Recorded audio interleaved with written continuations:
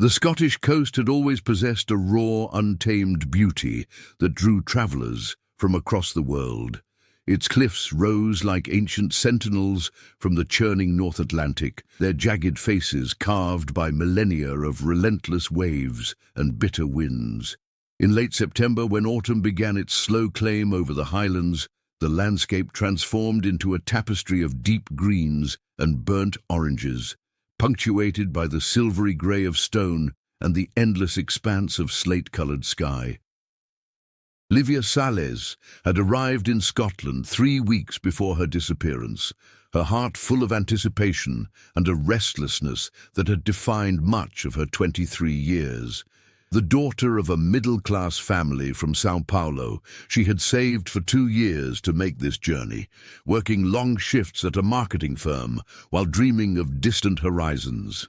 Her Instagram feed documented her travels through Edinburgh's medieval streets, the misty expanse of Loch Ness and the colourful fishing villages that dotted the northeastern coast. Each photograph captured not just the scenery, but something deeper. A young woman seeking something she couldn't quite name, a sense of purpose or belonging that had eluded her in the concrete sprawl of Brazil's largest city. Her friends back home would later describe Livia as adventurous but not reckless, curious but not foolhardy. She planned her routes carefully, always informing someone of her intentions, always carrying proper equipment. She had grown up hiking the trails around São Paulo with her father, an environmental engineer who had instilled in her both a love of nature and a respect for its dangers. Yet there was also an impulsive streak in her, a tendency to chase beauty and solitude, even when common sense suggested otherwise. The morning of September 28th dawned grey and heavy with moisture. Livia had been staying at a small bed and breakfast in the coastal village of Dunach, a settlement of barely 300 souls clinging to existence on the edge of the world. The village consisted of perhaps 24 stone cottages, a single pub that doubled as a general store, and a tiny Presbyterian church whose bell had called the faithful for over 2 centuries. The locals were the sort of people shaped by their environment, reserved, weather-beaten, with an ingrained wariness of outsiders that softened only gradually with time and familiarity. Mrs. Fiona MacLeod, the proprietress of the Heather and Stone guest house where Livia lodged, would remember the Brazilian girl as polite and quiet, often sitting alone in the small breakfast room with a paperback novel and a cup of strong tea. Livia had mentioned her intention to explore the coastal paths, expressing particular interest in the less travelled routes that wound through the cliffs north of the village. Mrs. MacLeod had warned her, in the gentle but firm manner of someone who had seen tourists underestimate these lands before, that the northern cliffs were treacherous, that the paths were poorly maintained, and that the weather could turn vicious without warning. Livia had thanked her for the advice, smiled her warm Brazilian smile, and set out just after 9 o'clock that morning with a small backpack containing water, energy bars, a rain jacket, her phone, and a portable charger. She wore practical hiking boots, dark jeans, and a fleece pullover beneath a waterproof shell. Her long, dark hair was pulled back in a practical ponytail, and she carried a small digital camera around her neck. She preferred its quality to her phones for capturing the dramatic Scottish landscapes. The last confirmed sighting of Livia came from Duncan Ross, a sheep farmer whose land bordered the coastal path. He had been mending a section of stone wall when he spotted her walking north along the cliff edge around 10:30. He raised a hand in greeting, and she waved back cheerfully before continuing on her way. Duncan would later tell the police that she seemed in good spirits, moving with the confident stride of someone comfortable in the outdoors. At 11:47, Livia sent a message to her best friend back in São Paulo, Marina Ferreira. The text, written in Portuguese, read, "Found an incredible trail the locals don't even mention.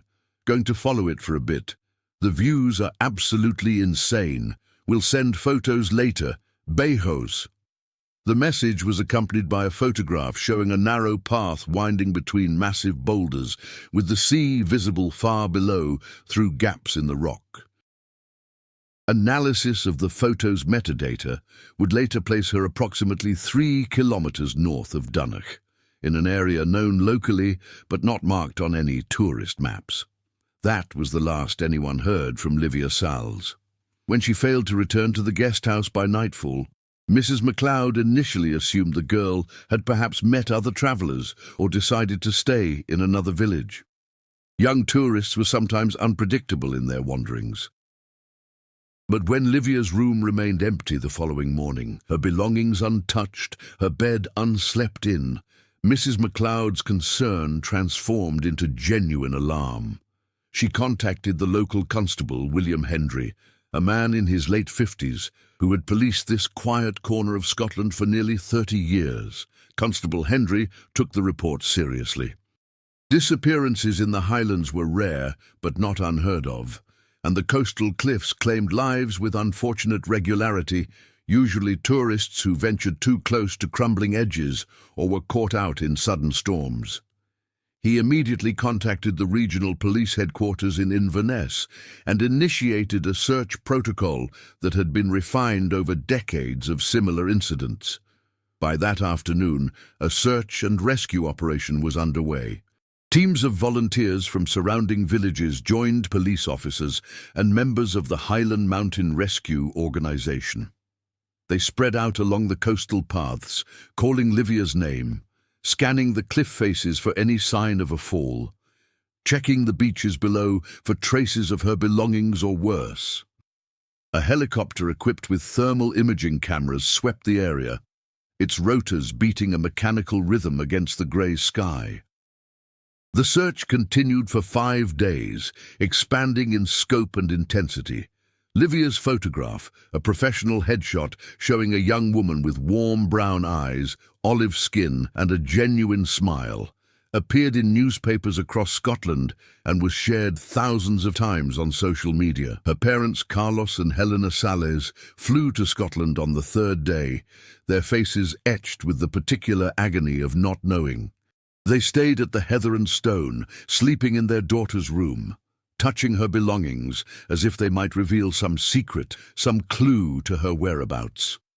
Detective Inspector Margaret Fraser, assigned to lead the investigation from the Inverness headquarters, conducted extensive interviews with everyone who might have had contact with Livia. She was a methodical woman in her early 40s, with red hair showing threads of grey and the kind of steady, professional demeanour that inspired confidence. She reviewed Livia's social media accounts, her bank transactions, her phone records. Everything painted the picture of a normal young tourist enjoying a solo adventure. No suspicious contacts, no unusual behaviour, no indication of personal trouble or dangerous liaisons. The technical analysis of Livia's final message provided both clues and frustration. The cell tower data placed her in the general area north of Dunnock, but the terrain's ruggedness meant the triangulation was imprecise, covering an area of several square kilometres. The photograph's GPS coordinates were more precise, leading the search teams to a specific section of coastline where massive formations of ancient rock created a labyrinth of passages and hidden paths. This area, known to a few locals as the Dunnock Stacks, consisted of enormous pillars and walls of dark grey stone that had been sculpted by eons of geological activity. Sea caves honeycombed the lower reaches, accessible only at low tide and treacherous in their instability. Above, the rock formations created a maze of narrow passages, dead ends, and precarious ledges. It was beautiful in its stark severity, but it was also dangerous, a place where footing could give way, where someone could easily become disoriented, where a fall might leave a person wedged in some invisible crevice. The search teams paid particular attention to this area, rappelling down cliff faces, exploring accessible sea caves, using poles to probe crevices and gaps in the rock. They found nothing. No torn fabric, no drops of blood, no scuff marks on stone that might indicate a struggle or fall. It was as if Livia Sales had simply ceased to exist at that exact spot where she took her final photograph. As days turned to weeks, the search gradually wound down. The volunteer teams returned to their regular lives. The helicopter flights became less frequent, then stopped altogether. Detective Inspector Fraser continued to investigate, following every lead, no matter how tenuous, but the trail had gone cold. Livia's parents remained in Scotland for 6 weeks before returning to Brazil, hollow-eyed and devastated, leaving behind contact information and a desperate plea for anyone with information to come forward. The case remained officially open, but in practical terms became one of those mysteries that haunt a community without ever being resolved. The prevailing theory, the one that Detective Inspector Fraser privately believed, despite her frustration at the lack of evidence, was that Livia had suffered an accident, perhaps a fall that had wedged her body deep in some inaccessible crevice, or a tumble into the sea where the current had carried her away before she could be found. The cliffs and caves had claimed victims before and would surely do so again. In São Paulo, Livia's disappearance left a wound that would not heal. Her parents created a Facebook page dedicated to finding their daughter, posting updates that became increasingly desperate as months passed without new information. Marina Ferreira, who had received that final message, was haunted by guilt that she couldn't rationally justify. If only she had responded immediately, if only she had urged Livia to be more careful, if only she had been there. Livia's younger brother, Raphael, dropped out of university for a semester, unable to concentrate while his sister's fate remained unknown. The first anniversary of the disappearance brought a small memorial service in Dunnock, attended by Livia's parents, a few locals who had been touched by the tragedy, and Detective Inspector Fraser, who had never quite been able to let the case go. They placed flowers on the cliff edge, overlooking the Dunnock stacks, the wind whipping their clothes and hair as they stood in silence, each person alone with their thoughts and grief. As the years passed, the intensity of the search for answers gradually diminished. Livia's case became another entry in the grim catalogue of unsolved disappearances, mentioned occasionally in true crime forums and documentary programs about mysterious vanishings. Her parents aged visibly, the stress and sorrow carving lines into their faces. They never stopped hoping, but hope became something they carried quietly, privately, a small flame that burned despite all reason. Detective Inspector Fraser, approaching retirement, kept a file on her desk labeled simply Sales, Elle. She would open it occasionally, reviewing the evidence, the witness statements, the photographs, searching for something she might have missed. She had investigated hundreds of cases over her career, but this one stayed with her in a way others hadn't. Perhaps it was the complete absence of closure, the way Livia had simply vanished as if erased from reality. Or perhaps it was the look in Carlos and Helena Salas's eyes, the particular pain of parents who would never know what happened to their child. In Scotland, life continued its ancient rhythms. The seasons turned, the tides rose and fell, the wind carved imperceptibly at the cliffs. Tourists still came to walk the coastal paths, though some gave the Dunnock stacks a wider berth after hearing the local legend that had grown up around Livia's disappearance. Mrs. MacLeod still ran her guest house, though she never again rented out the room where Livia had stayed, keeping it locked and unchanged, as if the girl might one day return to claim her belongings. The Dunnock stacks themselves remained largely unexplored, despite the attention the case had brought. The rock formations were simply too extensive, too dangerous, too riddled with hidden spaces to be thoroughly searched without massive resources and significant risk. The sea caves below continued their endless transformation, some passages opening as others collapsed, the interface between solid earth and restless ocean in constant flux. What no one knew, what no one could have known, was that beneath those ancient rocks lay something far more extensive than anyone had imagined. The visible formations were merely the surface expression of a vast underground system. Tunnels and caverns, carved not just by water, but by geological forces that had shaped the Scottish landscape millions of years before humans ever set foot on these shores.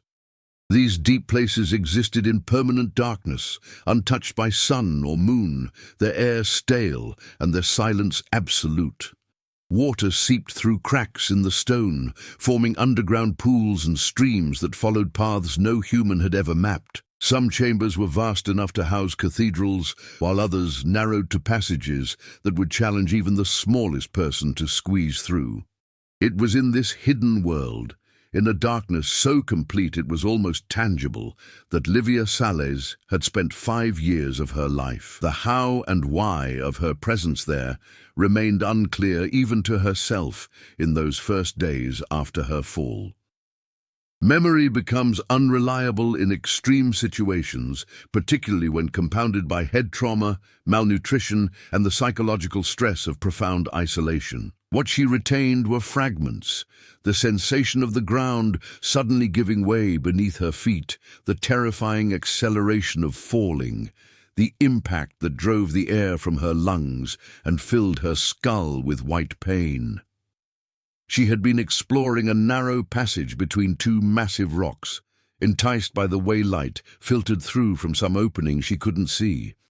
The path had seemed solid enough, but the stone here was layered and fractured, weakened by countless freeze-thaw cycles and the relentless work of water. When her weight found the wrong spot, an entire section simply collapsed, sending her plummeting into darkness. The fall itself lasted only seconds, but seemed eternal.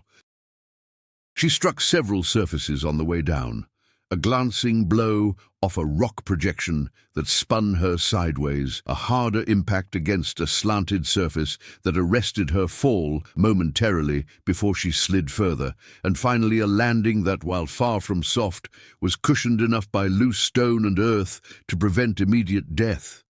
She lay there in absolute darkness, every breath a study in agony, her consciousness fragmenting and reforming as shock and pain competed for dominance.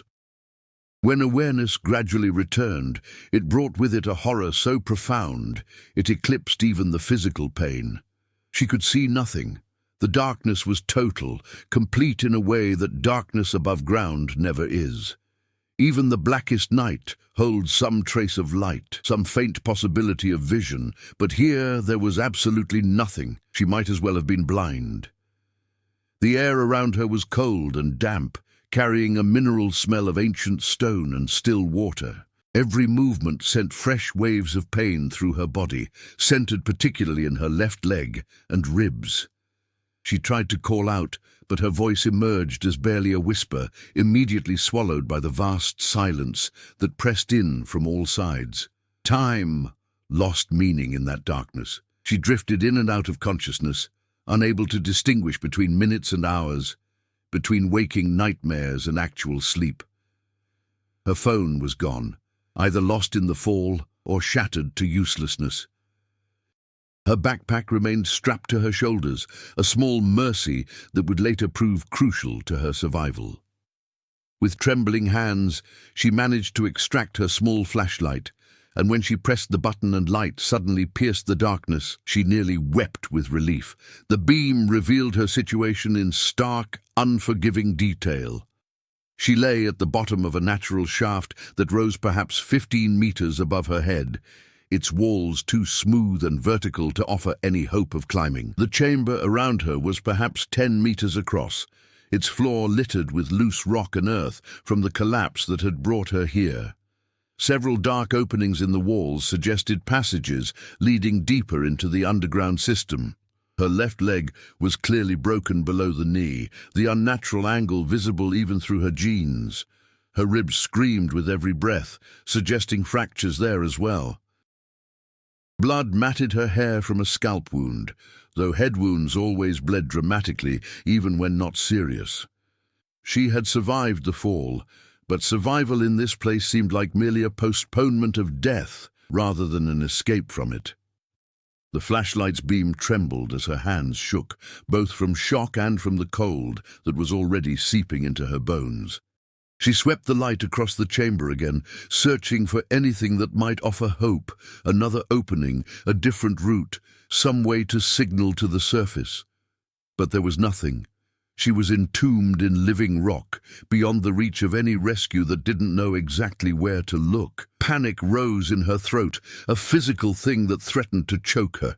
She fought it down with effort, forcing herself to breathe slowly despite the pain, forcing herself to think rather than simply react. Her father had taught her that panic killed, that survival in extreme situations required calm thinking and systematic action. She clung to that teaching now as if it were a lifeline. First, she needed to assess her resources.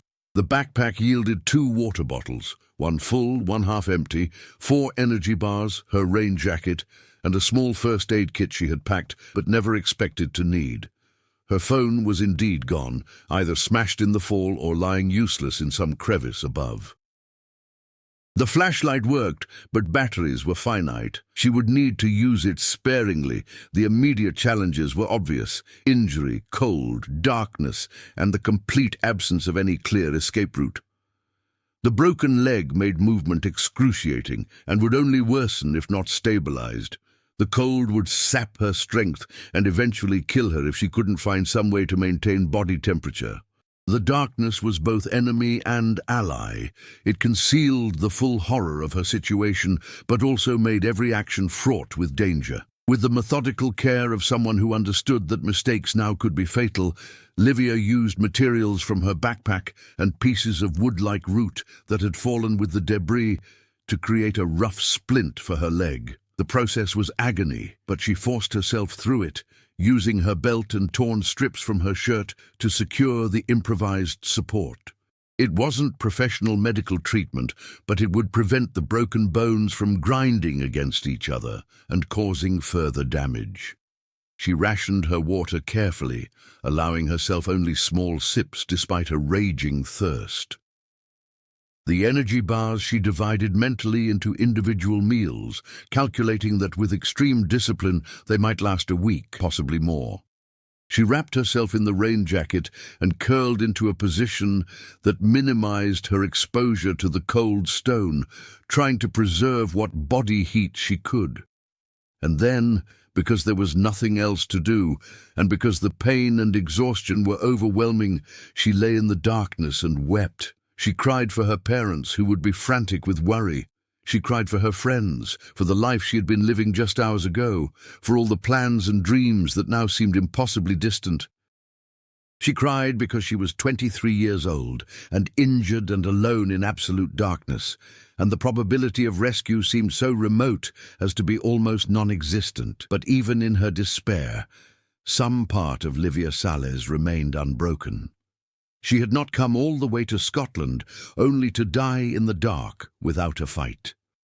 When the tears finally stopped and she lay exhausted in the cold silence, she made herself a promise she would survive this. However long it took, whatever it required, she would find a way to endure until rescue came or until she could save herself. She couldn't know, lying there in that first night of her imprisonment, that rescue would not come in days or weeks or even months. She couldn't know that the opening through which she had fallen would collapse further in the next storm, sealing itself so completely that no trace remained visible from the surface. She couldn't know that she was already being written off as lost, probably dead, another victim of Scotland's unforgiving landscape. What she did know, what she held on to with fierce determination, was that she was still alive. And where there was life, there was hope, however faint. The darkness pressed close around her, vast and patient and indifferent. Far above, the world continued without her. The sun rose and set, the tides turned, people lived their lives unaware of the young Brazilian woman trapped in the bones of the earth.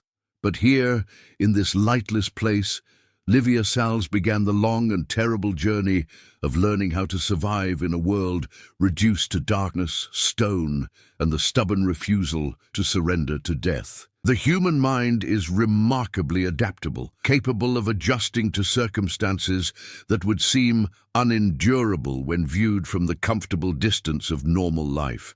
But adaptation is not the same as acceptance, and Livia's first weeks underground were a battle against despair as much as against the physical challenges of her situation.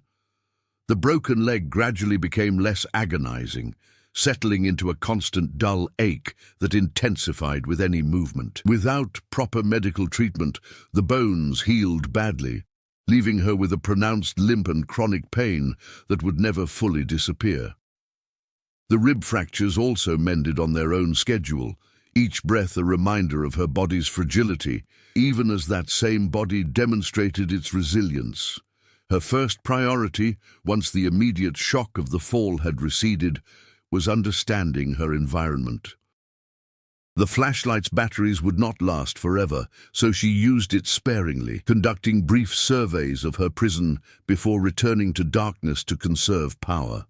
What she discovered both encouraged and terrified her.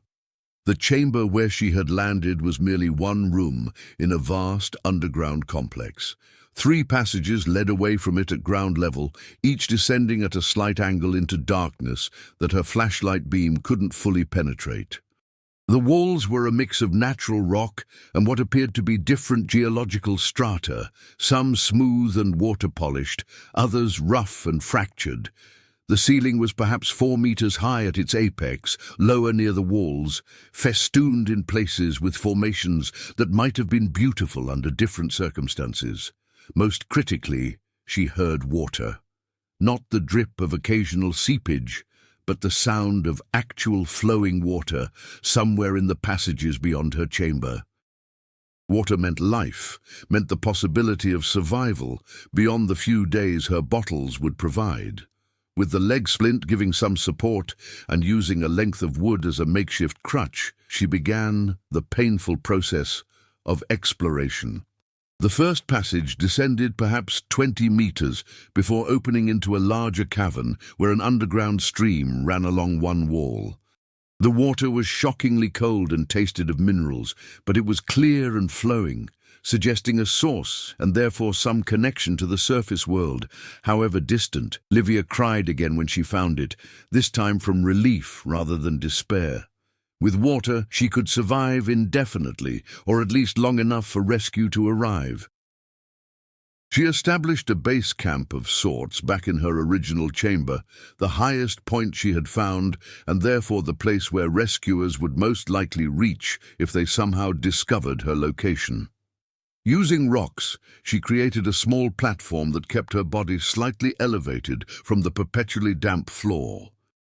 She arranged her few possessions with meticulous care, the water bottles now filled from the stream, the dwindling supply of energy bars, the first aid kit with its band-aids and antiseptic wipes that seemed almost comically inadequate to her situation, the rain jacket that served as her blanket, and the flashlight, her most precious possession, used only when absolutely necessary. The darkness became her constant companion. At first, she fought it, keeping the flashlight on as long as she dared, desperate for the reassurance of vision. But as days passed and the batteries weakened, she forced herself to adapt. She learned to move by touch and memory, mapping her immediate surroundings through careful exploration.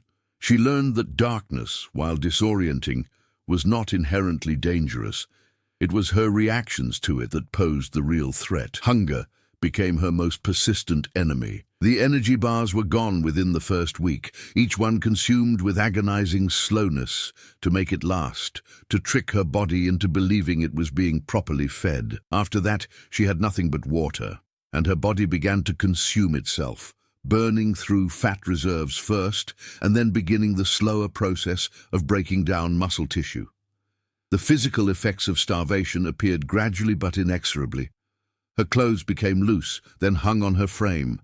Her face, which she could only feel with her hands in the darkness, grew gaunt and angular. Her hair began to fall out in clumps. Her period stopped. Her energy levels plummeted, leaving her weak and exhausted, even from minimal effort. Her body was cannibalizing itself to stay alive, but that was a temporary solution, a biological loan that would eventually come due. But then, on what she estimated was perhaps the 12th day, though time was becoming increasingly difficult to track, she made a discovery that would prove crucial to her long-term survival. While exploring one of the passages with her nearly dead flashlight, she found what appeared to be a small ecosystem of cave life, tiny, translucent creatures that might have been shrimp or some other crustacean inhabited pools near the stream. They were small, perhaps the size of her fingernail, and moved with surprising speed when disturbed. More importantly, when she desperately scooped a handful from the water and forced herself to consume them raw, her stomach accepted them without immediate rebellion. The taste was indescribable, mineral and bitter and slightly sulphurous, but they were protein, they were sustenance, they were life. She discovered other organisms too, translucent fish, blind and strange, that occasionally swam in the deeper pools.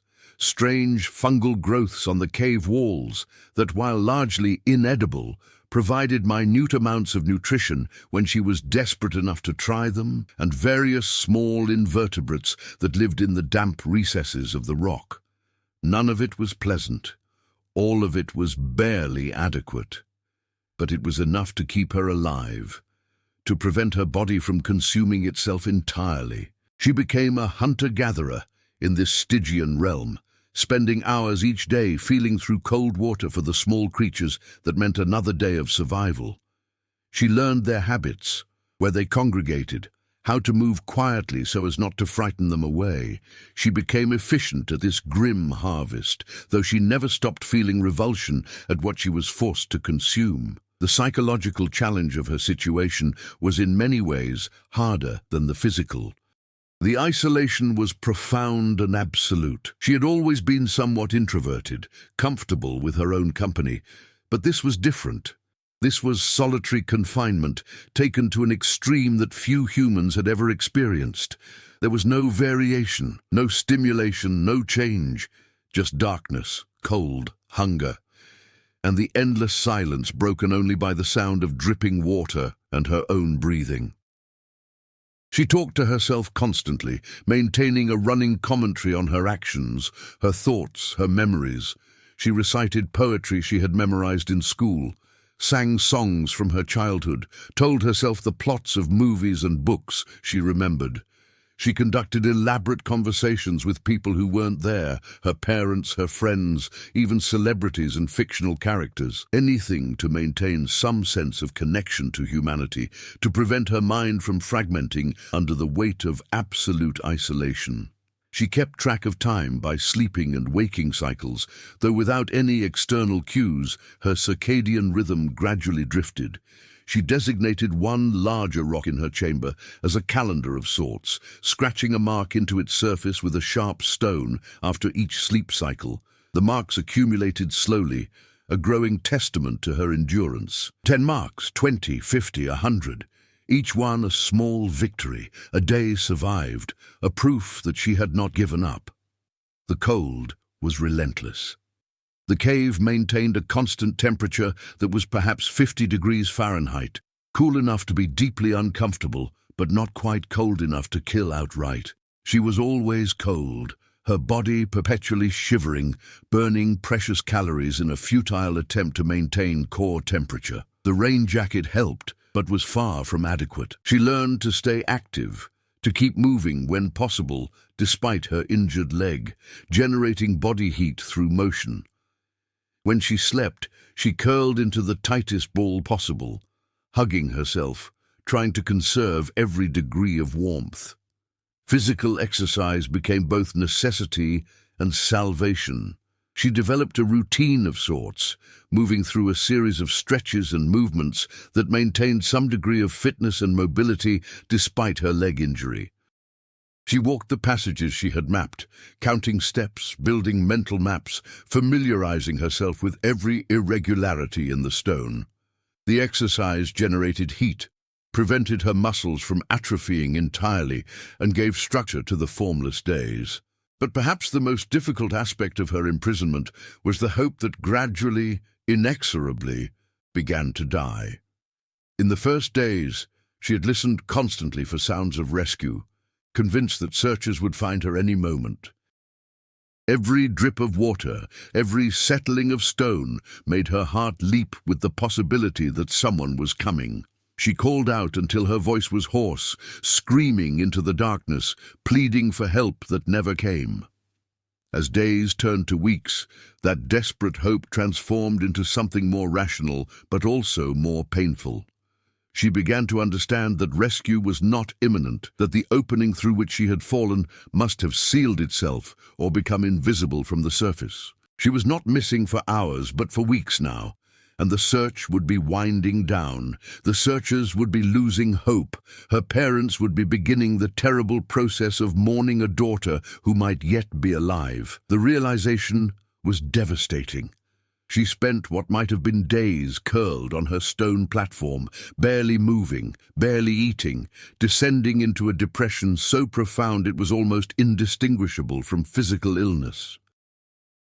Death seemed not just inevitable, but almost welcome, a release from the endless cold and dark and hunger and isolation. But somehow, from somewhere deep within herself, she found the strength to continue. Perhaps it was stubbornness. Perhaps it was fear of death. Perhaps it was love for the people who would grieve for her. Whatever the source, she climbed out of that psychological pit and resumed the business of survival. She couldn't control whether rescue came, but she could control how she faced each day in this lightless prison. She began to explore more systematically, pushing further into the passages despite the danger and difficulty. The cave system was extensive, with multiple levels and numerous interconnected chambers. Some passages were large enough to walk through upright. Others required crawling on her belly through spaces so narrow she could barely fit. She moved slowly and carefully, always maintaining a mental map of her route, terrified of becoming lost in the labyrinth and unable to find her way back to the water source that sustained her. In one of these explorations, she made a discovery that would haunt her for years to come. In a chamber perhaps 50 meters from her base camp, she found evidence that she was not the first person to enter these caves.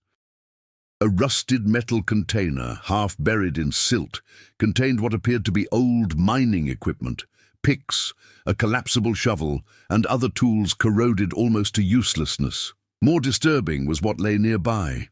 Bones, weathered and ancient, scattered by some long-ago disturbance. Human bones. She couldn't know who this person had been or how long ago they had died here, but the evidence suggested that someone else had once been trapped in this underground maze and had not escaped.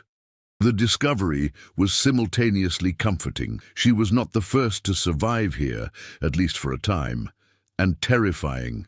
This person had ultimately died in the darkness, their bones lost and forgotten until she stumbled upon them. The bones served as a grim reminder of her own mortality, but also as a motivation. She would not end like this unknown person, reduced to scattered remains in the dark. She would survive, and she would be found, or she would find her own way out. The determination became almost obsessive, driving her through days when her body screamed for rest, when the cold and hunger and pain made every moment an ordeal. As the months accumulated, she estimated she had been underground for perhaps 4 months. Though her calendar was increasingly unreliable, she noticed changes in herself that went beyond the physical. Her other senses had sharpened dramatically to compensate for the loss of vision. She could identify different areas of the cave by smell alone, detecting subtle variations in the mineral content of the air. Her hearing became acute, able to distinguish between different types of water sounds, to detect the minute scrabbling of the small creatures she hunted. Her sense of touch refined itself until she could read the texture of stone like others might read a book. More strangely, she developed what might be called a sixth sense about the space around her. Even in complete darkness, she could somehow perceive obstacles, could sense the dimensions of chambers she entered. Scientists call this echolocation or proprioception, the brain building a model of physical space from subtle acoustic and sensory cues. To Livia, it felt almost supernatural, though she knew it was simply her brain adapting to circumstances, doing what human brains had evolved to do: survive. The darkness itself became less oppressive over time, less actively terrifying. She couldn't say she grew comfortable with it, but she learned to exist within it without the constant panic that had characterized her first weeks. The cave became familiar, known, almost a companion in its consistency. She learned its moods, the way water sounded different when heavy rain above sent increased flow through the underground streams, the way certain passages echoed differently depending on humidity and air pressure, the way temperature variations indicated connections to the surface world, however remote. She established routines that gave structure to the formless time, a morning defined arbitrarily but consistently, devoted to exercise and exploration. Midday for hunting and gathering the meager food the cave provided. Afternoon for maintenance tasks, tending her injuries as best she could, organizing her small cache of possessions. Evening for rest, for reciting poetry and singing songs, for remembering the world above and refusing to let it fade from her memory. She marked the passage of seasons as best she could. The cave's temperature remained largely constant, but subtle variations suggested when winter arrived, the water became slightly colder, the air somehow drier. She celebrated holidays alone in the dark, reconstructing traditions from memory, giving herself small ceremonies that connected her to the human world, even in her isolation. Christmas came perhaps 3 months into her imprisonment, though her calendar was imprecise enough that she couldn't be certain. She spent the day remembering Christmases past, the heat of a Brazilian summer, her family's traditions, the sound of fireworks at midnight. She sang Christmas carols in Portuguese and English, her voice thin and shaky but determined. She cried, but she also smiled, holding on to the memories, refusing to let the darkness take them from her. Her birthday, February 12th, passed sometime in what she calculated was her 5th month underground. 24 years old, alive against all odds, trapped in a hell she could never have imagined. She marked the day with a longer exploration than usual, pushing deeper into the cave system, finding new passages and chambers. It was her gift to herself, proof that she could still move, still explore, still refuse to surrender. The psychological toll continued to mount despite her efforts at maintaining mental health. She experienced hallucinations, particularly in the half-awake state between sleeping and waking. She saw lights that weren't there, heard voices calling her name, felt presences in the darkness that her rational mind knew were impossible.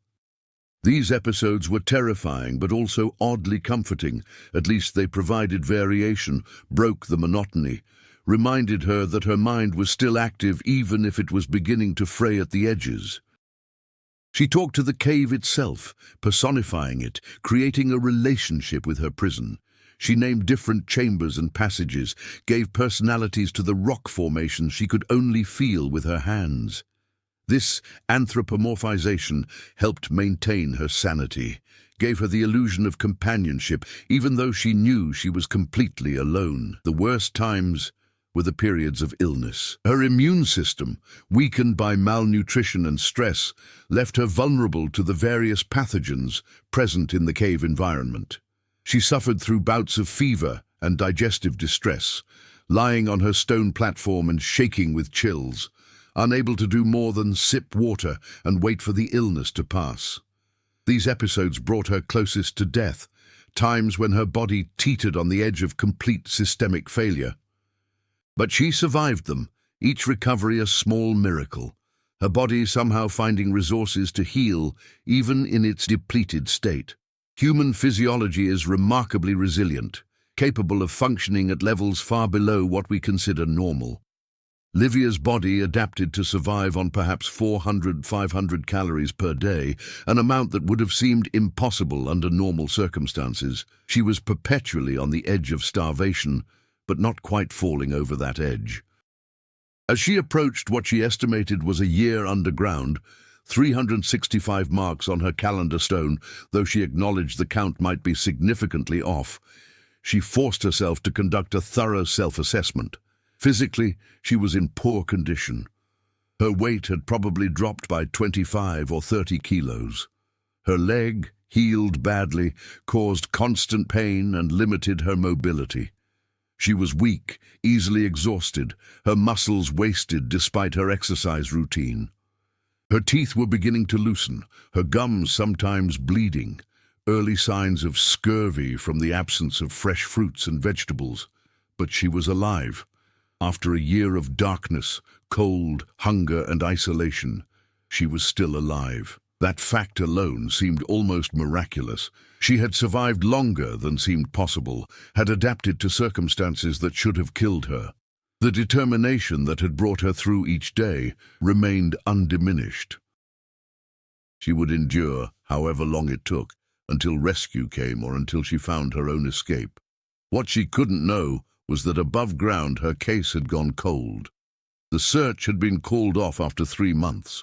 Her parents had returned to Brazil after 6 weeks, broken and grieving. Detective Inspector Fraser still thought about her occasionally, still wondered what had happened to the young Brazilian tourist, but had other cases now, other mysteries to solve. The world had moved on, as the world always does. Livia Salles had become a memory, a cautionary tale, another name in the long list of people who had vanished in the Scottish Highlands. No one was actively looking for her anymore. No one expected to find her alive. The general assumption, as much as anyone thought about it at all, was that she had fallen and died quickly, that her body rested somewhere in the rugged landscape, perhaps already scattered by scavengers, slowly being reclaimed by the earth.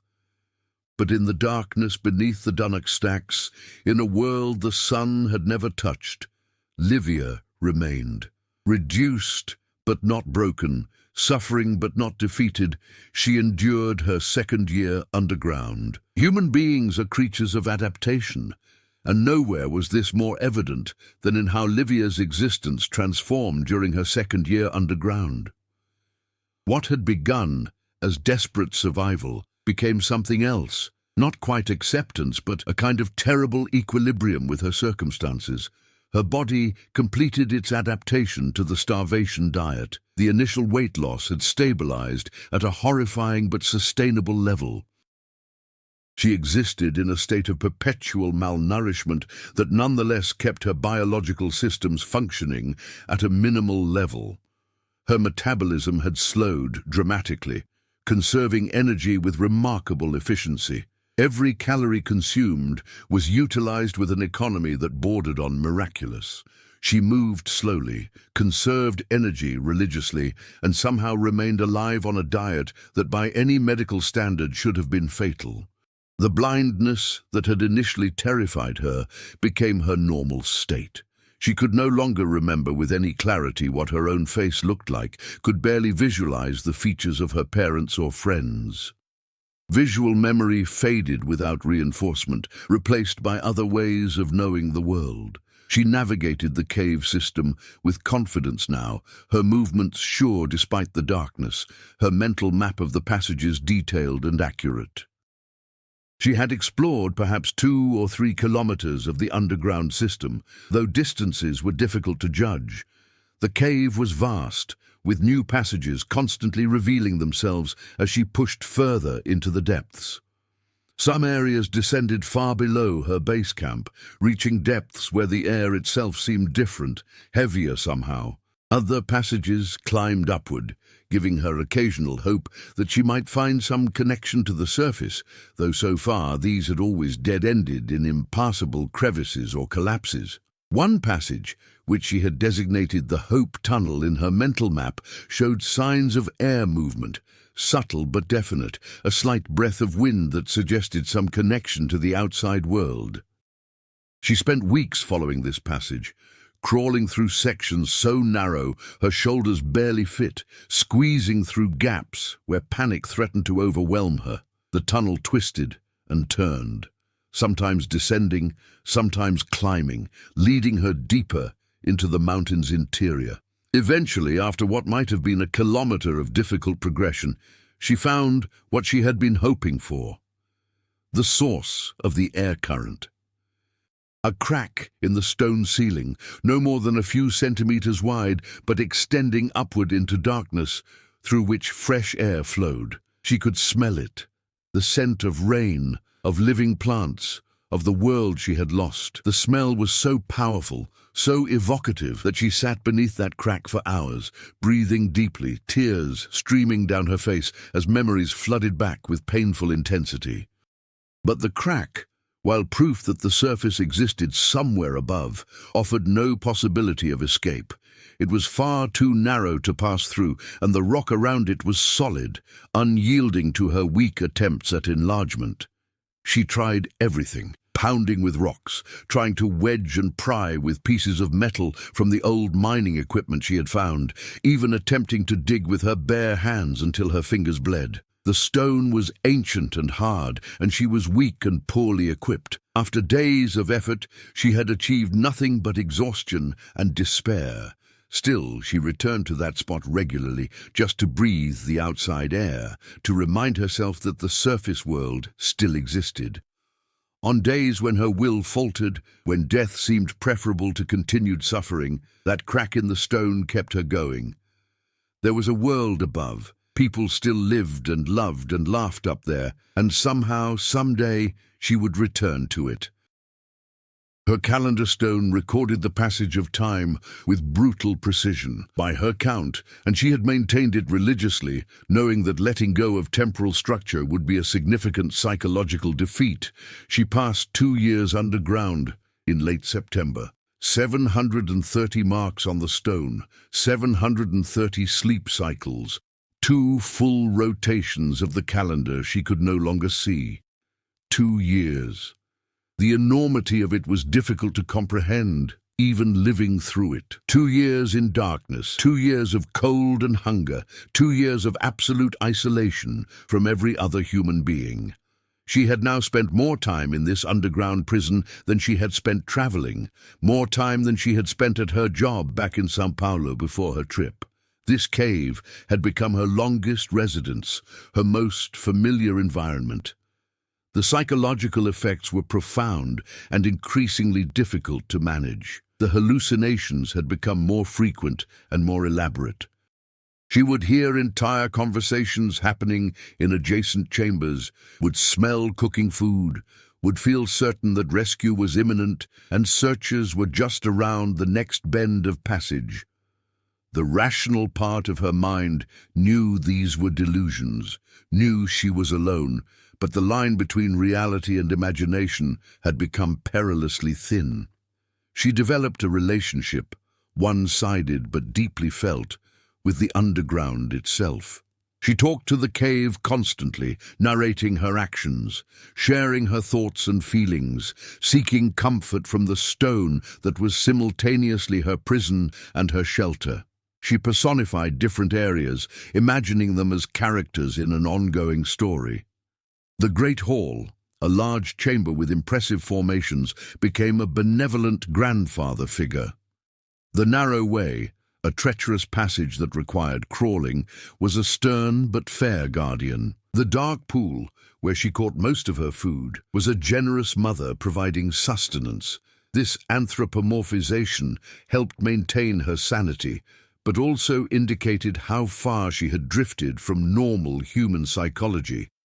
She was adapting not just physically, but mentally to her situation, her mind reorganizing itself around the realities of her imprisonment. She was becoming something new, something that was no longer quite the person who had fallen into this darkness 2 years ago. Physical changes continued as well. Her hair, after falling out in clumps during the first year, had grown back in a strange, patchy way. She kept it short by feel, using a sharp stone to hack it away when it became long enough to be annoying. Her nails had become thick and hard, more like claws than human fingernails, useful for gripping stone and prying at crevices. Her skin had lost all pigmentation, becoming pale and almost translucent in the way of cave-dwelling creatures. She had become, in some literal sense, a creature of the darkness. Her eyesight, when she occasionally used her carefully hoarded flashlight, had become hypersensitive. Even the weak beam was painful, forcing her to squint and turn away. She used light only when absolutely necessary, to examine injuries, to navigate particularly treacherous passages, to search areas for food sources. The flashlight's batteries were obviously finite, and she had no way of knowing when they might fail completely. Each use reduced the precious reserve of this one connection to the visual world. The third year brought new challenges. Her body, already depleted, began to show signs of more serious deterioration. Her teeth loosened further, several eventually falling out, making the consumption of the small crustaceans even more difficult.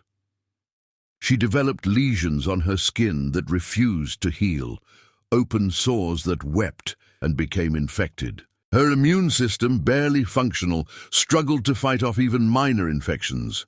She fell seriously ill several times during the third year, episodes of fever and delirium that brought her closer to death than she had been since the initial fall. During one particularly bad bout, she lay on her stone platform for what might have been a week, barely able to move, drifting in and out of consciousness. She hallucinated extensively during these periods, seeing her family, visiting places from her past, experiencing vivid dreams that seemed more real than the cave around her.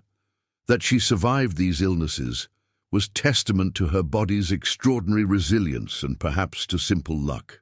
Each recovery left her weaker than before, but still alive, still capable of continuing. She began to wonder if she had become unkillable, if some cosmic force was keeping her alive for reasons she couldn't fathom. The thought was simultaneously comforting and terrifying. She found new food sources through careful exploration and experimentation. A particular type of fungus, growing in one of the damper chambers, proved marginally nutritious and didn't make her violently ill. Small, pale worms in areas of accumulated organic matter provided protein, though they were perhaps even less appetizing than the crustaceans. She discovered that certain types of mineral deposits could be licked for trace elements, providing nutrients her body desperately needed. None of it was adequate, all of it was barely enough. But she had become expert at survival on the edge of impossibility, at extracting life from an environment that offered almost nothing. She was simultaneously proud of this competence and horrified by the necessity that had developed it. The fourth year passed more quickly than the previous ones, perhaps because she had fallen into routines so established they required little conscious thought. Wake, exercise, hunt, eat, explore, rest, sleep. The cycle repeated endlessly, each day largely indistinguishable from the one before. Time became less linear, more circular, a wheel turning in darkness without progression or change. She marked her 26th birthday alone in the dark, noting with bitter humor that she had now spent more than a tenth of her entire life underground. If she lived to an average age, and that seemed unlikely, this experience would always constitute a significant portion of her existence. She would never be able to separate herself from it, would carry the darkness with her, even if she somehow returned to the light. The isolation's psychological impact deepened. She realized with disturbing clarity that she was losing aspects of her humanity, that the person she had been was gradually being eroded by the relentless pressure of her circumstances. She forgot the faces of people she had loved. She forgot the sensation of sunlight on skin. She forgot the taste of real food, the sound of music, the feeling of human touch. These things had become abstractions, concepts she understood intellectually, but could no longer truly remember experiencing. Most disturbing was her increasing comfort with the darkness. It no longer frightened her, no longer felt oppressive. The cave had become home, familiar and safe in its predictability. The thought of rescue, of returning to the surface world with its chaos and crowds and overwhelming sensory input, had become almost frightening. She had adapted so completely to her prison that freedom had become threatening, the normal world transformed into something alien and dangerous. She fought against this psychological surrender, forcing herself to remember that the cave was not natural, that her situation was not acceptable, that she needed to escape. She recited mantras of resistance, telling herself daily that she was human, that she belonged in the light, that she would survive until rescue came. But the words were becoming hollow, repetitions without real conviction behind them. During the 4th year, she made a discovery that both explained much and deepened the mystery of her situation. While exploring a passage she had avoided before due to its difficulty, she found another sealed chamber. This one required squeezing through a gap barely wide enough to accommodate her emaciated frame, but once through, she emerged into a space that clearly showed signs of human modification. The walls bore tool marks, clear evidence of deliberate excavation. Support timbers, rotted but still recognizable, suggested this had once been a maintained passage rather than a natural formation. Most significantly, she found additional bones. Multiple individuals this time, their remains scattered across the chamber floor. With them were artifacts, metal buttons, fragments of leather that might once have been boots, pieces of rusted chain. These people had been miners, she realized, probably from the 19th century or earlier. They had been working these caves, extracting minerals or perhaps searching for coal or other resources, and they had died here, trapped by collapse or lost in the labyrinth, entombed by the very rock they had been working. The discovery was sobering, a reminder that she was not the first to suffer in this darkness, that the earth was indifferent to human suffering, that death here was lonely and absolute. But the discovery also provided hope. If these passages had been mined, that meant there had once been entrances, ways in and out that humans had created and used. Those openings were obviously long since sealed or hidden, but their existence proved that the cave system connected to the surface in ways beyond the natural fissure through which she had fallen. If she could find those old mining entrances, she might find her way out. She dedicated months to searching for these historical entrances, following every passage that showed signs of human modification.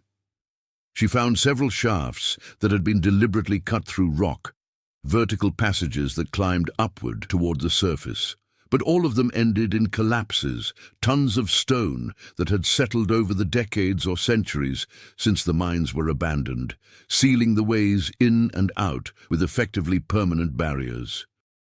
Still, the search gave her purpose, a goal beyond mere survival. She was no longer just enduring, but actively seeking escape, investigating her prison with the intention of breaking free rather than simply existing within it. The psychological impact was significant, restoring some sense of agency that had been slowly eroding during her long imprisonment. By the end of the 4th year, as she marked her 1,460th day underground, Livia Salles had been transformed by her ordeal into something unique in human experience. She had survived longer in total isolation and deprivation than perhaps any person in modern history. She had adapted to conditions that should have been fatal, had maintained her sanity, more or less, despite circumstances that would have broken most people within weeks. But she had also paid a terrible price for that survival. Her body was ruined, her health permanently damaged. Her mind, while functional, had drifted far from normal human psychology. She had lost years of her life, had missed countless experiences, had caused her family unimaginable grief. The woman who would eventually, if she ever did, emerge from the darkness would be fundamentally different from the girl who had fallen into it, marked permanently by an ordeal that defied comprehension.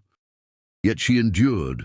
Through the 5th year, approaching the anniversary of half a decade underground, she continued the daily struggle for survival. She had become expert at reading the cave's moods, at predicting when the stream would run high or low, at finding the small creatures she depended on for food.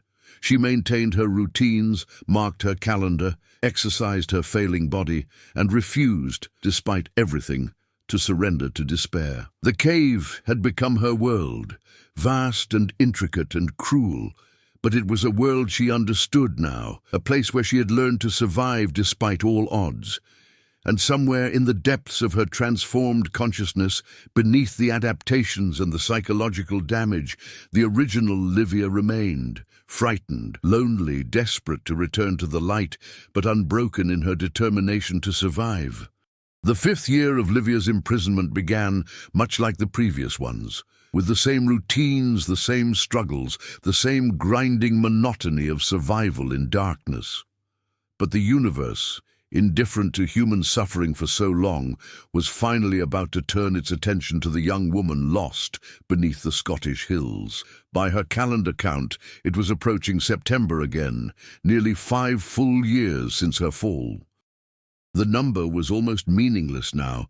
Time had become something she measured, but no longer truly felt. Days, weeks, months, years, they were all just marks on stone, notations in the dark, measurements of endurance without real comprehension of their passage. She was 27 years old now, though she felt ancient, worn down by deprivation and isolation, until she seemed timeless, ageless, a creature of the eternal dark, rather than a young woman with a life and history in the world above. Her body had reached a kind of terrible equilibrium. She was skeletal, her weight probably somewhere around 35 or 40 kilograms. Her skin stretched tight over bones that seemed too prominent. Her face was gaunt, eyes sunken, hair a patchy covering over a skull that showed clearly through wasted flesh. Her teeth, those that remained, were loose in her gums. Her muscles were wasted despite her exercise routines. She moved slowly, conserving energy, every motion calculated to minimize caloric expenditure. Yet she lived. Against all probability, despite conditions that should have been fatal, she continued to draw breath, to move, to think, to maintain some vestige of the person she had once been. The human body's capacity for survival, its ability to adapt to extremity, was demonstrated in her continued existence. She had become a case study in the limits of human endurance, though no one knew she existed to study. The cave system had revealed many of its secrets during her years of exploration. She had mapped perhaps 5 kilometers of passages in her mental geography, knew dozens of chambers and chambers, had names for the various features and formations that comprised her subterranean world. She could navigate the main passages in complete darkness, her hands reading the rock faces like braille, her feet finding purchase on familiar surfaces, her internal map guiding her with precision that would have seemed impossible to the person she had been before the fall. But the system was vast, far more extensive than she had explored. There were passages she had glimpsed but not followed, openings that descended to unknown depths, routes that might lead anywhere. Each new discovery during her explorations reminded her how much remained unknown, how much of the underground realm she inhabited remained mysterious. On what she recorded as the 1743rd day of her captivity, she made a decision that would ultimately lead to her salvation, though she couldn't have known it at the time.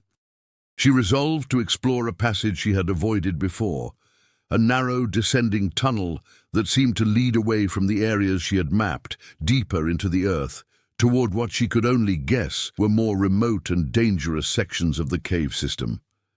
The passage, which she named the Deep Way, required crawling on her belly through spaces so confined they triggered claustrophobic panic, even after all her time underground. The floor was covered in jagged stones that cut her hands and knees, even through the protective padding she had created from scraps of her long-destroyed clothing. The air was stale, suggesting limited circulation, and the temperature dropped noticeably as she descended. She moved slowly, resting frequently, using her flashlight sparingly to conserve its failing batteries. The passage twisted and turned, sometimes narrowing until she could barely squeeze through, other times opening into small chambers before narrowing again. Several times she considered turning back, convinced she was wasting energy on a route that led nowhere, but something, stubbornness, curiosity, or simply the need for variation in her routine, kept her moving forward. After perhaps 2 hours of difficult progression, the passage finally opened into a larger space. She emerged into what her flashlight revealed was a chamber of considerable size, its ceiling high enough that her light couldn't reach it, its dimensions disappearing into darkness beyond the beam's reach. The floor was relatively flat, covered in a thin layer of what felt like fine sand or silt. The air here was different, cooler, drier, with a mineral smell that was somehow sharper than in other parts of the cave system. She explored the chamber methodically, mapping its extent through careful pacing and touching. It was roughly circular, perhaps 30 meters in diameter, with several openings leading to other passages. One of these openings drew her attention. It showed clear signs of human modification, with tool marks on the walls and what appeared to be the remains of timber supports. This was another mining passage, similar to those she had found before. But this one was different. It ascended steeply rather than descending, climbing at an angle that suggested it might have been an access shaft or ventilation passage. Hope, that dangerous emotion she had learned to suppress, flickered to life in her chest. Ascending passages were rare in the cave system, and this one showed signs of deliberate construction rather than natural formation. She began the climb, using handholds cut into the rock by long-dead miners, pulling herself upward despite the weakness in her arms and the protests of her malnourished body. The shaft was steep but not vertical, climbable with effort and determination. She ascended perhaps 20 meters before encountering an obstacle, a collapse that had filled the passage with loose rock and earth. Her heart sank. Another dead end. Another sealed passage, another hope crushed by the weight of fallen stone. She wanted to scream, to rage against the cruelty of this place that offered tantalizing possibilities of escape only to snatch them away. But she had learned long ago that anger achieved nothing, that survival required accepting disappointment and moving forward. She was about to descend, to return to the chamber below and consider other options, when she noticed something that made her pause. Air was moving through the collapse, a definite current flowing through the gaps between the rocks. Where there was air movement, there was connection to another space, possibly to the surface. With renewed determination, she began to work at the collapse, pulling away loose stones, clearing a path through the debris. The work was exhausting, each rock she moved requiring all her strength, but she persisted, driven by hope and desperate need. Hours passed, she couldn't say how many, as she carved a narrow passage through the blockage, creating a gap just large enough for her emaciated frame to squeeze through. Finally, gasping and exhausted, she emerged on the other side of the collapse. The shaft continued upward, its angle becoming less steep, its walls showing more signs of human construction. She climbed further, her hopes rising with each meter of ascent, convinced she was finally approaching freedom. But once again, disappointment awaited. The shaft did not emerge at the surface, but rather opened into another chamber. This one smaller and more clearly artificial than natural. It appeared to be an old mining gallery, complete with rotted timber supports and rusted metal fixtures that might once have held lamps. The chamber had several other passages leading from it, but all showed signs of recent collapse or were blocked by fallen stone.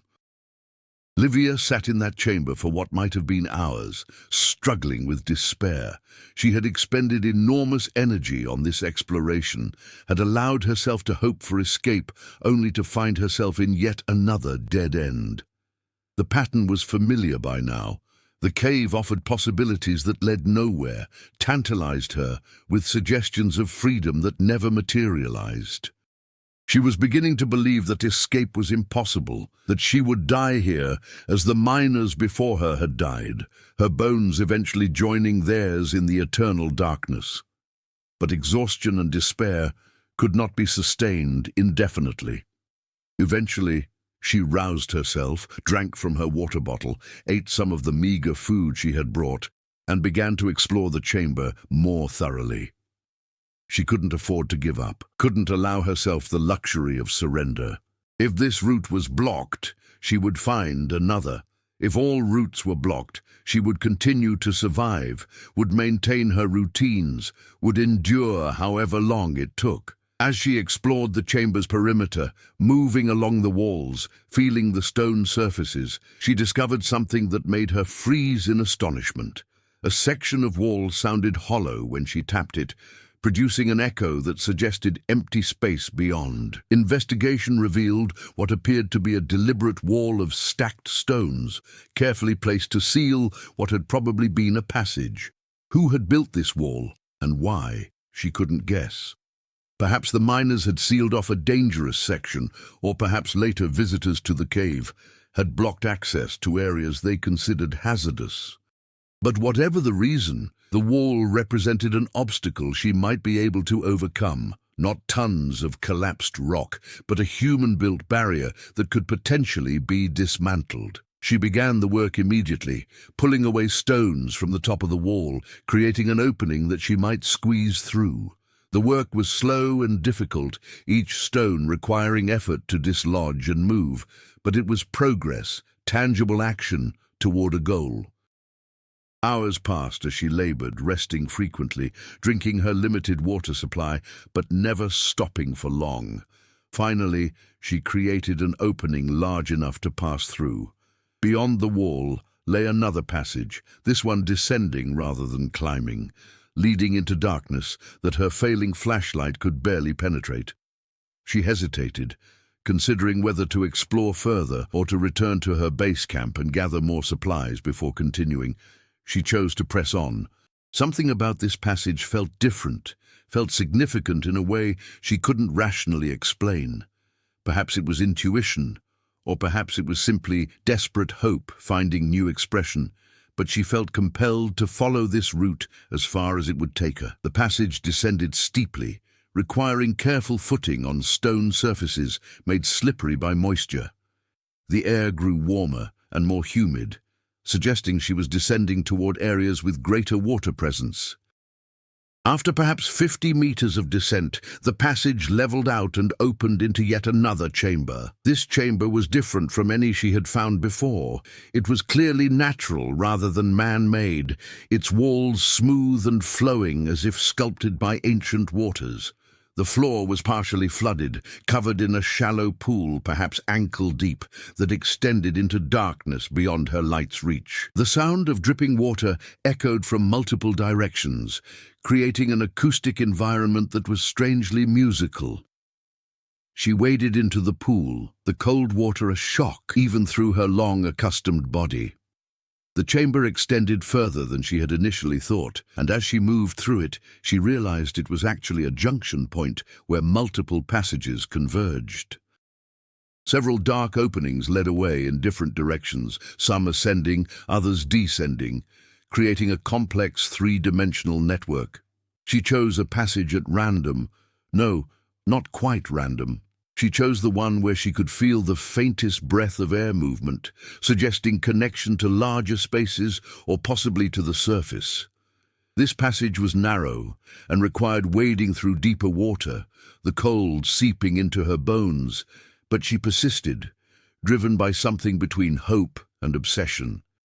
And then, after what might have been another hour of difficult progress, she heard something that made her stop in absolute shock. Voices. Human voices, faint and distorted by the acoustic properties of the cave, but undeniably real. Not hallucinations this time. Not another cruel trick of her damaged mind, but actual human beings, somewhere nearby in the darkness. She tried to call out, but her voice, weakened by years of malnutrition and minimal use, emerged as barely a croak. She tried again, forcing air from her lungs, shaping the sound into something approaching a word. Help, she managed, the syllable strange in her mouth, the Portuguese word sounding foreign to her own ears after so long speaking only to herself. Help me, I'm here. The voices stopped. She held her breath, straining to hear, terrified that she had imagined them, that this was another hallucination like so many before. But then she heard them again, closer now, and the sound of movement, of people approaching through the passages. Light appeared in the darkness ahead, real light, bright and painful. After 5 years of near-total darkness, she squinted against it, raising a hand to shield her eyes, unable to look directly at the approaching beams. "Jesus Christ," a voice said in English, masculine and shocked. "There's someone here, in the water." "Hello? Can you hear me?" "I'm here," Livia tried to say, but her voice was failing, emotion and exhaustion overwhelming her ability to speak. "I'm here. I'm trapped. 5 years. I've been here 5 years." The speakers were approaching rapidly now, splashing through the water, their lights sweeping across the chamber. She heard exclamations of shock and disbelief, heard someone calling for help on a radio, heard the sounds of rescue beginning to unfold around her. And then there were hands on her arms, gentle but firm, guiding her, supporting her as her legs finally gave out, and she collapsed into the water. People were surrounding her, asking questions she couldn't answer, checking her for injuries, wrapping her in something warm. The lights were overwhelming, the noise incredible after so long in silence, the presence of other human beings both wonderful and terrifying. "You're safe now," someone was saying, repeating it over and over like a mantra. "You're safe. We've got you. You're going to be okay."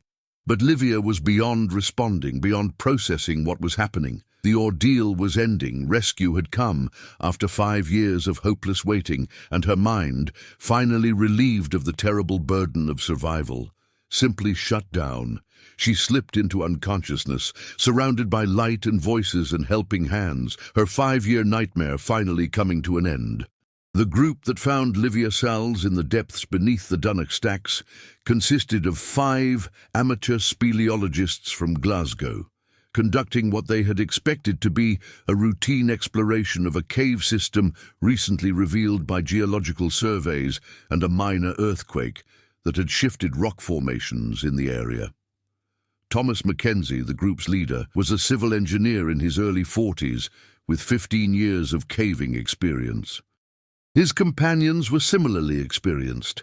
Sarah Patterson, a university geology professor, James and Margaret Thornton, a married couple who had been exploring Scottish caves for decades, and young Colin Fraser, a recent university graduate and nephew of the now retired Detective Inspector Margaret Fraser, who had led the original investigation into Livia's disappearance. They had entered the cave system 3 hours before finding Livia, following passages that recent surveys had suggested connected to the old mining works beneath the coastal cliffs. Their goal had been to map the newly accessible areas and assess whether the system held interest for future explorations or tourist development.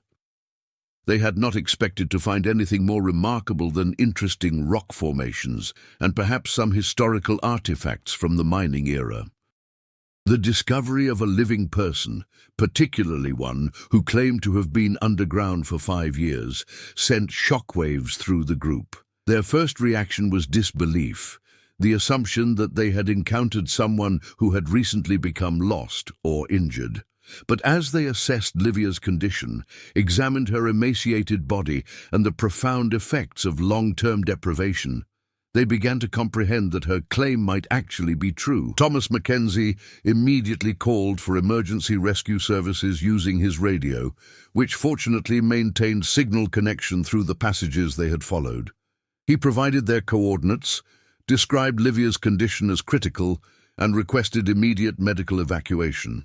While waiting for the rescue teams to arrive, the group did what they could to stabilize her, wrapping her in emergency blankets, offering water in small sips, attempting to keep her conscious and responsive.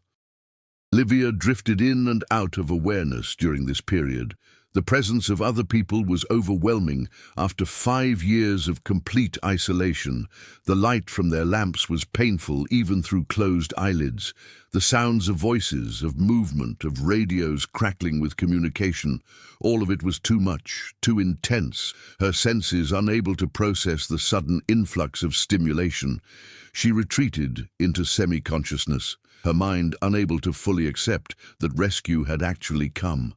The Cavers noted her condition with growing alarm. She was severely emaciated, possibly weighing less than 40 kilograms, despite being of average height.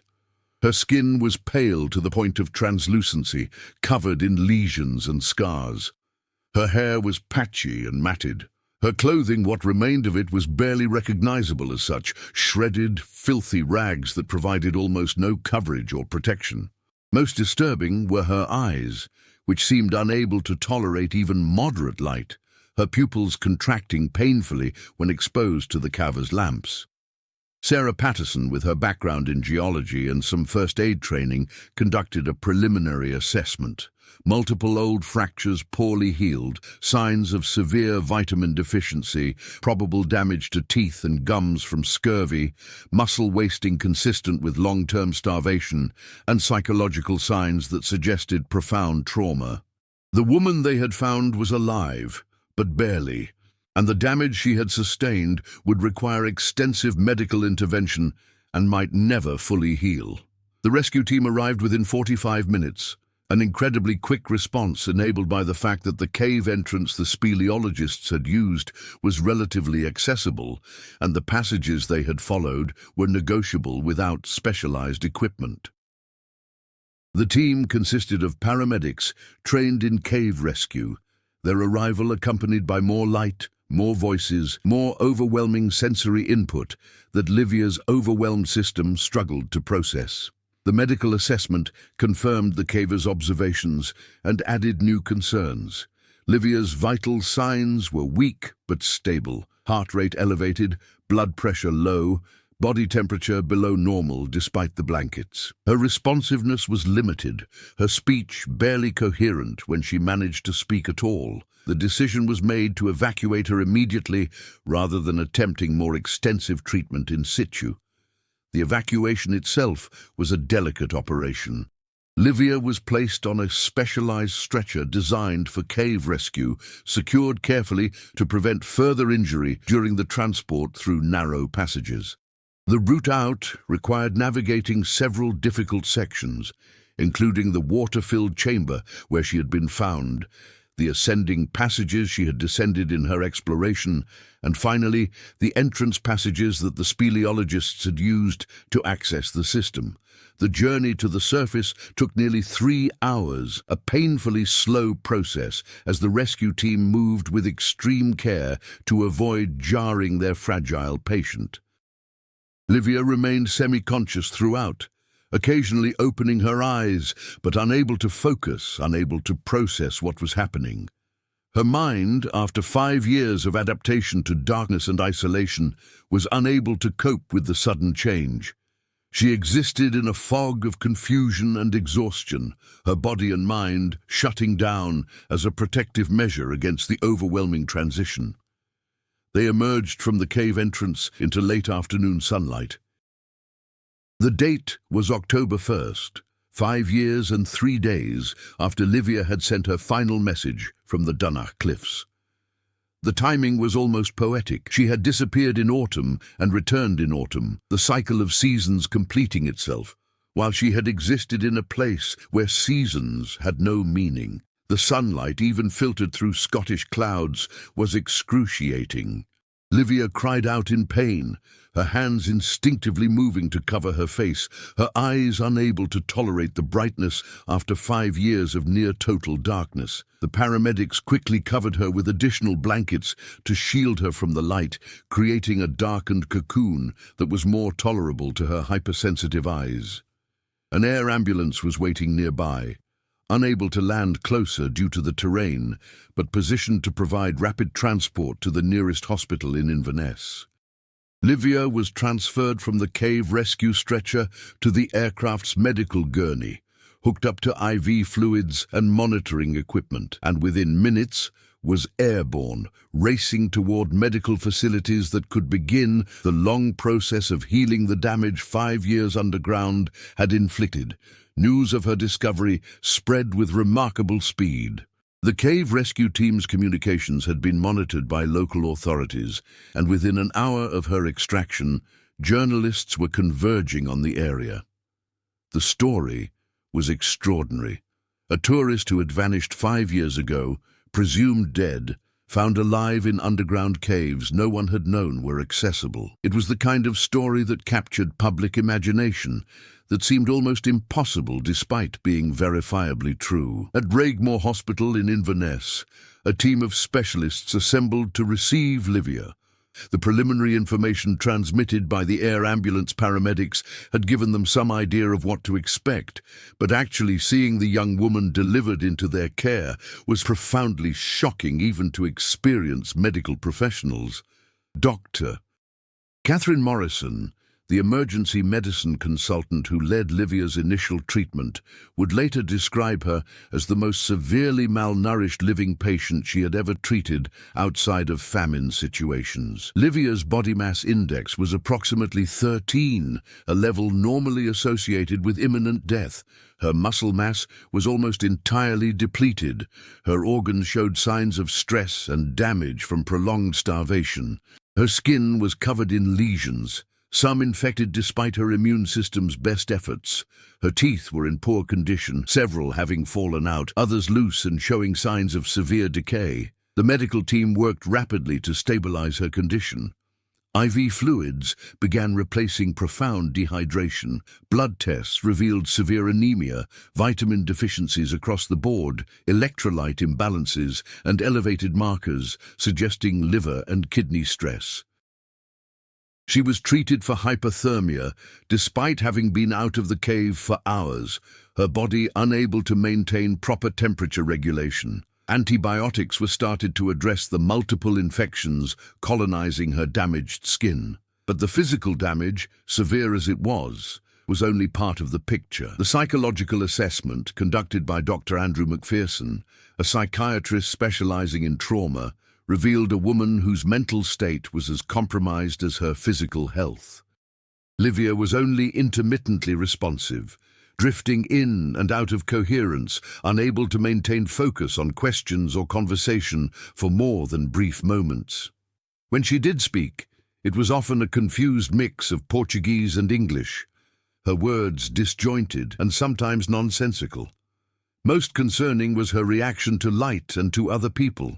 Even dim lighting caused her obvious distress, forcing her to keep her eyes closed or covered. The presence of medical staff necessary for her treatment seemed to cause profound anxiety. She would sometimes cry out or try to withdraw when touched, her body's defensive responses triggered by contact she had not experienced in 5 years.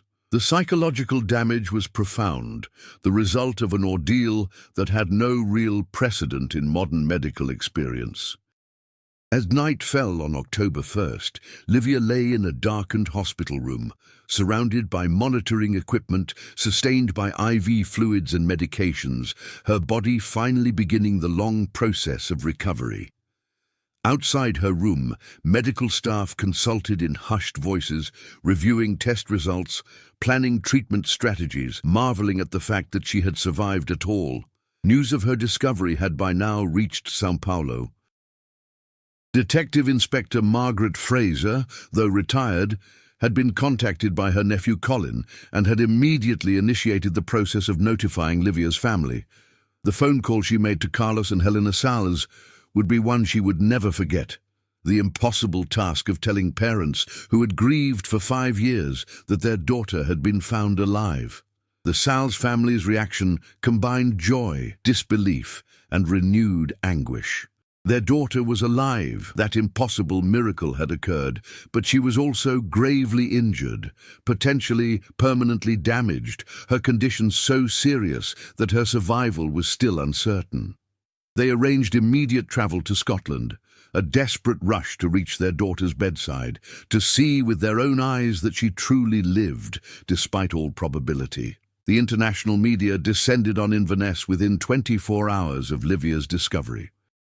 The story had everything: mystery, survival against impossible odds, a young woman alone in darkness for 5 years, and the dramatic rescue that had seemed destined never to come. Television crews, newspaper reporters, and online journalists all competed for information, for interviews, for any detail that might satisfy the public's insatiable appetite for this remarkable story. The hospital implemented strict security measures to protect Livia's privacy and allow her medical team to work without interference. No visitors except immediate family were permitted. No photographs were allowed. Press briefings were held twice daily by hospital administrators, providing general updates on her condition without violating medical privacy or exposing the vulnerable patient to scrutiny she was in no condition to handle.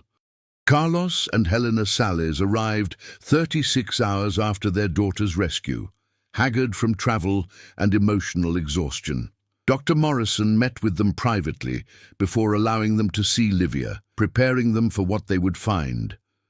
Their daughter was alive, but profoundly changed. She was physically damaged in ways that would require months or years of treatment.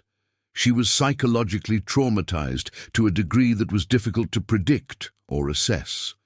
The young woman they remembered might never fully return. The experience had transformed her fundamentally. When they finally entered Livia's darkened room, both parents broke down completely. The skeletal figure in the hospital bed bore little resemblance to the vibrant young woman who had left for Scotland 5 years ago. Her face was gaunt, her body shockingly emaciated, her condition so severe that she seemed barely alive despite the monitoring equipment showing stable vital signs. When Helena took her daughter's hand, carefully avoiding the IV lines, and spoke her name in Portuguese, Livia's eyes opened briefly, unfocused and confused, before closing again. Whether she recognized her mother was unclear. Her level of awareness remained inconsistent, her consciousness still struggling to process the overwhelming change in her circumstances. The first week of Livia's hospitalization focused on physical stabilization. Her caloric intake was increased gradually, carefully, to avoid refeeding syndrome, a potentially fatal condition that can occur when nutrition is restored too quickly to a severely malnourished person. She received vitamin supplementation, treatment for infections, and careful monitoring of her organ functions as her body began to recover from 5 years of extreme deprivation. The psychological treatment was more complex. Dr. McPherson worked with Livia daily, though initially the sessions were brief and focused simply on establishing some level of trust and communication. Livia's mental state remained fragmented, her grasp on reality tenuous. She would sometimes seem to believe she was still in the cave, would panic when unable to see in the darkened room, would speak to people who weren't there. The line between her underground existence and her current reality remained blurred, her mind unable to fully accept the dramatic change in circumstances. As days passed and she grew slightly stronger physically, a clearer picture of her ordeal began to emerge through her disjointed communications. She spoke of the fall, of the darkness, of years spent in cold and hunger and absolute isolation. She described the cave system in remarkable detail, her mental maps of the passages and chambers proving surprisingly accurate when compared to the surveys the speleologists had conducted. She mentioned the remains of miners she had found, the small creatures she had eaten to survive, the water sources that had kept her alive. But there were also gaps in her account, periods she couldn't remember or wouldn't discuss. When asked about her emotional state during the ordeal, she would often become distressed and uncommunicative. When questioned about how she had maintained hope for so long, she had no coherent answer. The truth seemed to be that her survival had been more instinctual than rational, her body and mind doing what was necessary to endure without conscious decision or strategy. Most disturbing were her occasional references to not being alone in the darkness. She would mention presences in the cave, voices she had heard, the sense of being watched. The medical team initially interpreted these as hallucinations, the predictable result of extreme isolation and sensory deprivation. But Livia insisted with surprising intensity that something had been there with her, that she had not been entirely alone, even in the deepest darkness. The psychological team documented these reports without judgment, understanding that the human mind, under extreme stress, can create experiences that seem entirely real to the person experiencing them. Whether Livia had truly heard voices or simply manufactured them as a coping mechanism was ultimately less important than addressing the trauma and helping her adjust to her return to normal life, if such adjustment was even possible after 5 years underground. 2 weeks into her hospitalization, Livia had stabilized enough for more comprehensive testing and treatment planning. Dental work would be required to address the damage to her teeth. Physical therapy would be necessary to rebuild muscle mass and address the poorly healed fractures that had left her with permanent mobility issues. Ophthalmological treatment was needed for her hypersensitive eyes, though whether she would ever again tolerate normal lighting levels remained uncertain. Psychologically, the prognosis was cautious. Post-traumatic stress disorder was obvious and severe. She would likely suffer from depression, anxiety, and possible psychotic episodes triggered by her traumatic experience. The years of isolation had damaged her ability to relate normally to other people. She struggled with even basic social interactions, found the presence of multiple people overwhelming, and showed signs of wanting to withdraw to smaller, darker, more controlled spaces that echoed her underground prison. Most concerning was her adjustment to freedom itself. After 5 years of strict routine and limited options, the infinite possibilities of normal life seemed to paralyze rather than liberate her. She was offered choices about meals, about television programs, about whether she wanted visitors, and these simple decisions caused her visible distress. She had adapted so completely to a world without choices that freedom had become threatening rather than desirable. The broader question of what would happen next loomed large. Once she was physically stable and psychologically capable of providing consent, police would need to interview her extensively to understand what had happened. There were questions about the cave system, about the old mining works, about whether any negligence had contributed to her fall and long imprisonment. There were questions about her references to not being alone, about whether someone had actually kept her captive, or whether these were purely psychological manifestations of her trauma. Detective Inspector Margaret Fraser, though retired, was drawn back into the case she had never quite let go. She visited Livia in the hospital, sitting quietly in the darkened room, asking nothing, simply letting the young woman know that someone remembered, someone had never stopped caring about what had happened to her. The meeting was brief and largely silent, but it seemed to provide some comfort to Livia, a connection to the investigation that had tried to find her, to the world that had not entirely forgotten her, even when hope seemed lost. As October progressed and Livia slowly gained strength, the question of her future became more pressing. She could not return immediately to Brazil. Her condition was too fragile, her need for ongoing medical and psychological treatment too great. Her parents arranged to stay in Scotland indefinitely, renting a small apartment near the hospital, their lives on hold while their daughter recovered. But recovery, everyone understood, would be a long and uncertain process. Physical healing would take months, possibly years. Psychological healing might never be complete. The young woman who had fallen into darkness 5 years ago would never entirely return. She had been transformed too fundamentally by her ordeal. What emerged from the hospital, whenever that might be, would be someone new, someone forged by an experience almost unique in human history. Livia herself seemed to understand this on some level. In one of her more lucid moments, speaking quietly to her mother in Portuguese, while holding her hand in the darkness, she tried to explain what she had lost and what she had gained in the underground. "I'm not who I was," she said, her voice still weak but gaining strength. "That person died in the cave. I don't know who I am now. I don't know how to be in the light again. Everything is too much, too bright, too loud, too many people. I feel like I left something of myself down there, something important that I can't get back." Helena wept, holding her daughter's hand, unable to offer any comfort beyond presence and love. What could she say to a child who had suffered something beyond comprehension? How could she promise that everything would be all right, when clearly nothing would ever be quite right again? But even in her trauma and confusion, Livia demonstrated the same stubborn resilience that had kept her alive through 5 years of impossible conditions. She endured the medical procedures, engaged with the therapists, however reluctantly, and slowly, incrementally, began to rebuild some capacity for functioning in the world. She was damaged, profoundly so, but not entirely broken. The same determination that had counted days on a stone calendar in darkness now applied itself to the task of learning to live in light again.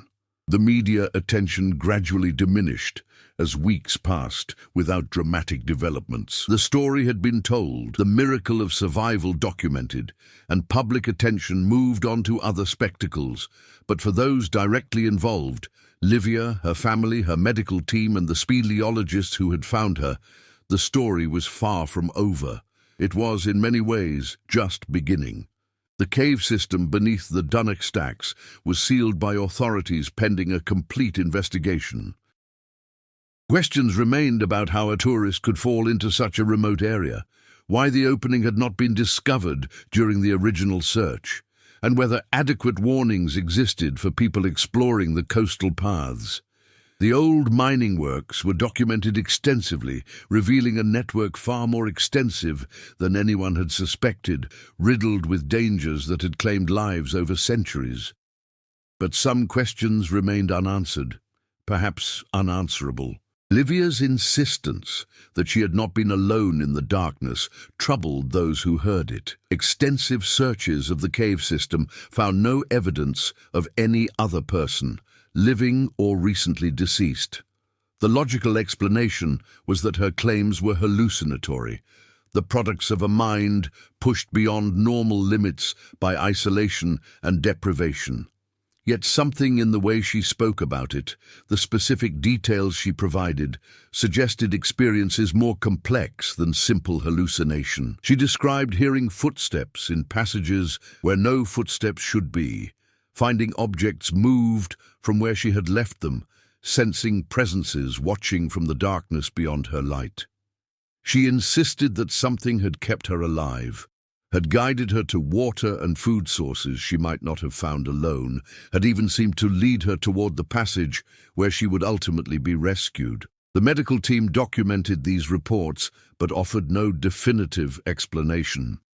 The human mind under extreme stress is capable of extraordinary things, including manufacturing experiences that serve psychological needs. Whether Livia's experiences were objectively real or subjectively created was ultimately less important than the fact that they had helped her survive, had given her a sense of not being entirely alone, even in absolute isolation. As November arrived and winter began its descent over the Scottish Highlands, Livia Salles continued her slow recovery in the darkness of her hospital room. She was alive, rescued, surrounded by people who cared for her and wanted her to heal. But she was also forever marked by what she had endured, carrying the darkness with her even in the light, changed in ways that would take years to fully understand. Her story had become legend, the young Brazilian tourist who survived 5 years underground, who endured conditions that should have been fatal, who emerged from darkness against all probability. It was a story of human resilience and determination, of the body's remarkable capacity for adaptation, of the mind's ability to endure even in the face of absolute despair. But it was also a story of profound loss, of years stolen, of damage that could never be fully healed, of a young woman transformed so completely that she could never quite return to the person she had been. The cave had released her body, but would forever hold part of her spirit, a connection to darkness that could never be entirely severed. Outside her window, visible when the curtains were briefly opened, the Scottish coast stretched toward the horizon. Somewhere out there, the Dunnock stacks rose from the sea, their ancient stone hiding the vast labyrinth beneath. The cave system remained dark and silent and patient, its secrets only partially revealed, its depths still largely unexplored. And in her darkened room, Livia Sales lay awake, listening to the sounds of the hospital around her, adjusting slowly to a world she had almost forgotten, beginning the long journey of learning to live again in the light. Her ordeal was over, but its effects would last a lifetime. She had survived the impossible, had endured where others would have perished, and that survival, however costly, was itself a kind of triumph. The young woman who had vanished 5 years ago was gone forever, but the woman who had emerged from darkness was something new, something unique, a testament to human endurance and the stubborn refusal of life to surrender, even in the face of absolute adversity. Her story was not over. It was, in many ways, just beginning. But she was alive, rescued, returned to the world of light and people and possibility. And for now, after 5 years of darkness, that simple fact was miracle enough.